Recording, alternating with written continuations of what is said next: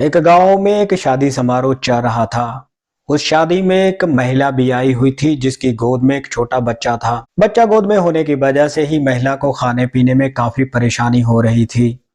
इसीलिए वो महिला 15 साल के एक लड़के को आवाज लगाकर उसे कहती है कि भैया मेरी थोड़ी हेल्प कर दो। 15 साल का वो लड़का उस महिला की बात मानकर उसके लिए खाने पीने के सामान लाकर देने लगता है। दरअसल वो महिला दिखने में काफी खूबसूरत होती है और 15 साल का वो लड़का जब उसके लिए खाने पीने के सामान लाकर देख रहा होता है, तब ये नज़ारा उसका एक दोस्त भी देख रहा होता है जिसकी उम्र भी महज 16 साल की ही होती है। 16 साल का वो लड़का जब अपने 15 साल के दोस्त को उस खूबसूरत महिला के साथ बातचीत करते हुए देखता है, तब उसके पास जाकर वो कहता है कि अगर तुम्हारी दोस्ती इस महिला के साथ हो जाती है तब तुम मेरी दोस्ती भी इसके साथ करवाओगे। जैसे बचपन से हम एक दूसरे के साथ मिल बांट कर चीजें खाते आए हैं, और अगर तुम्हारी दोस्ती इस महिला के साथ हो जाती है तो इसके साथ भी हम मिल बांट कर ही दोस्ती करेंगे। अब वक्त धीरे धीरे आगे बढ़ता है और उन दोनों की नजदीकियां उस महिला के साथ काफी ज्यादा बढ़ जाती हैं। नजदीकियां इस कदर बढ़ जाती हैं कि वो दोनों ही उस महिला के साथ शारीरिक संबंध भी बनाने लगते हैं। उन्हें इस बात का बिल्कुल भी अंदाजा नहीं था कि आगे चलकर किसी वजह से उनकी दोस्ती में दरार पड़ जाएगी और दोस्ती ही दुश्मनी का रूप ले लेगी, जिसकी वजह से ही तीन तीन कत्ल हो जाएंगे, वो भी बहुत ही भयानक तरीके के साथ। इस घटना में तीन तीन कत्ल तो होते ही हैं, इसके अलावा तीन तीन जिंदगियां हमेशा के लिए बर्बाद भी हो जाती हैं। आदाब, नमस्कार, सत श्री अकाल दोस्तों, बहुत बहुत स्वागत है आपका CHD क्राइम सफर के एक नए एपिसोड में। मैं उम्मीद करता हूं आप सब ठीक ठाक होंगे। दोस्तों, आज की जो सच्ची घटना मैं आपको सुनाने जा रहा हूं वो बिहार प्रदेश के जिला मोतिहारी से है। दरअसल ये वाकया है 18 नवंबर 2023 के सुबह के लगभग 11 बजे के आसपास का, जब नेपाल में ही एक इलाका है चितवन, जहां बोरी के अंदर भरकर कुछ सामान रखा गया था और जैसे ही उस बोरी पर एक राहगीर की नजर पड़ती है, तब वो उस बोरी को अपने कब्जे में ले लेता है। और वहां पर जो और लोग मौजूद होते हैं वो आपस में बहस कर रहे थे कि इस बोरी को पहले मैंने देखा है, इस बोरी पर पहला हक मेरा है। आपस में बहस करते करते जब वो लोग उस बोरी का मुंह खोलते हैं, तब देखते हैं कि उस बोरी में से एक शादीशुदा महिला की लाश निकलती है। लाश को देखकर वहां पर हाहाकार मच जाती है और फौरन ही इस बात की सूचना नेपाल पुलिस को भी दे दी जाती है। सूचना मिलते ही नेपाल पुलिस फौरन ही घटनास्थल पर पहुंच जाती है। नेपाल पुलिस उस महिला की लाश के बारे में वहां पे मौजूद लोगों से भी पूछताछ करती है, लेकिन वहां पर एक भी ऐसा शख्स मौजूद नहीं था जो उस मृतक महिला को जानता हो। नेपाल पुलिस अभी उस महिला की लाश की जांच पड़ताल कर ही रही होती है, तभी उससे थोड़ी ही दूरी पर एक और बोरी पुलिस के हाथ लगती है और जैसे ही उस बोरी का मुंह खोला जाता है, तब उसमें से एक लड़के की लाश निकलती है। पुलिस इन दोनों लाशों को देखकर हैरान रह जाती है। पुलिस के सामने ऐसे बहुत से सवाल थे जिनके जवाब वो जानना चाहती थी कि आखिर ये दोनों हैं कौन, कहां से आए हैं और इनका कत्ल किसने किया है। पुलिस लाशों की शनाख्त करवाने की पूरी कोशिश कर रही थी, लेकिन तब भी कोई सफलता हाथ में नहीं लग रही थी। इसके बाद पुलिस जब उस इलाके के CCTV खंगालती है, तब एक CCTV में एक व्यक्ति नजर आता है जो कि साइकिल पर दोनों लाशों को टांग कर लगातार आगे बढ़ रहा था, लेकिन उस CCTV में उसका चेहरा इतना धुंधला नजर आ रहा था कि उसे पहचानना भी मुश्किल था। पुलिस लगातार सबूत जुटाने में लगी हुई थी।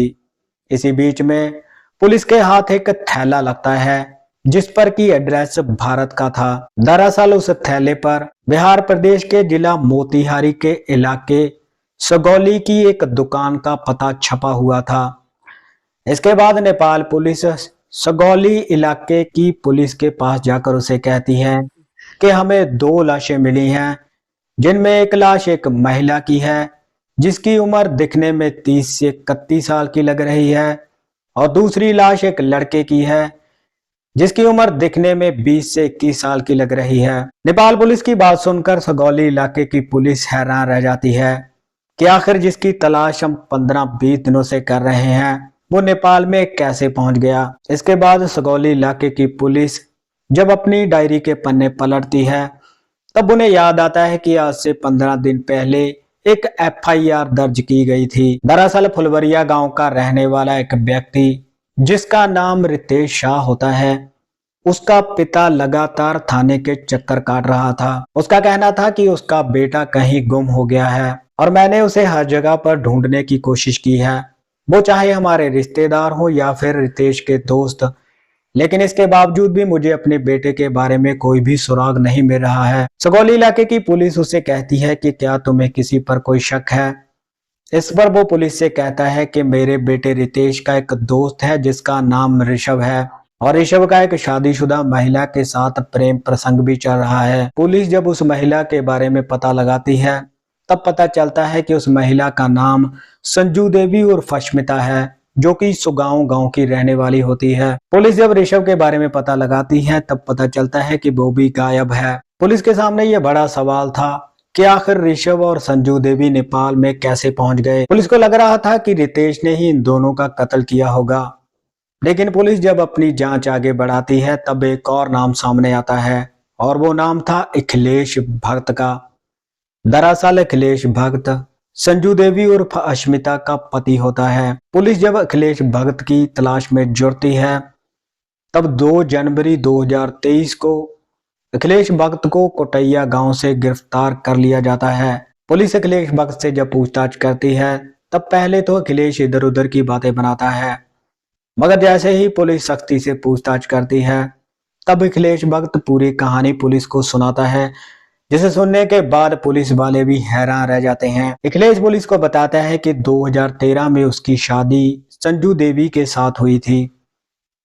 आज से 6 साल पहले वो एक शादी में गई हुई थी, वहीं पर उसकी दोस्ती रितेश और ऋषभ के साथ हो जाती है। उसे इस बात का बिल्कुल भी अंदाजा नहीं था कि उसकी पत्नी का प्रेम प्रसंग उससे उम्र में 10 साल के छोटे लड़कों के साथ चल रहा है और वो उन दोनों के साथ शारीरिक संबंध भी बनाती है। अखिलेश बताता है कि एक दिन ऋषभ ही उसके पास आया था और उसने उसे बताया था कि तुम्हारी पत्नी संजू देवी का अफेयर रितेश के साथ चल रहा है। इसके बाद अखिलेश अपनी पत्नी संजू देवी से पूछता है, तब संजू देवी उसे कहती है कि मेरा प्रेम प्रसंग तो नहीं चल रहा है, लेकिन ये रितेश मुझे परेशान जरूर करता है। इसके बाद संजू देवी, अखिलेश और ऋषभ ये तीनों एक साथ हो जाते हैं और मोतिहारी में पड़ने वाले एक इलाके डेरे में रितेश को बुलाते हैं और उससे पूछताछ करते हैं।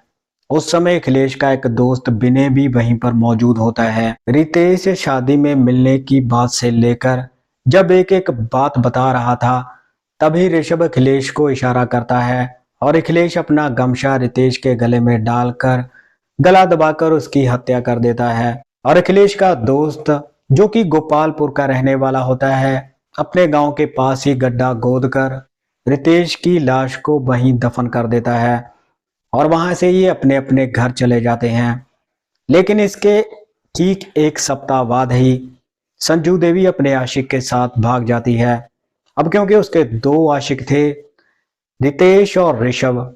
रितेश मर चुका था, इसीलिए वो ऋषभ के साथ नेपाल भाग जाती है और देखने वाले अखिलेश को बताते हैं कि हमने तुम्हारी पत्नी को अपने आशिक ऋषभ के साथ नेपाल की तरफ जाते हुए देखा है।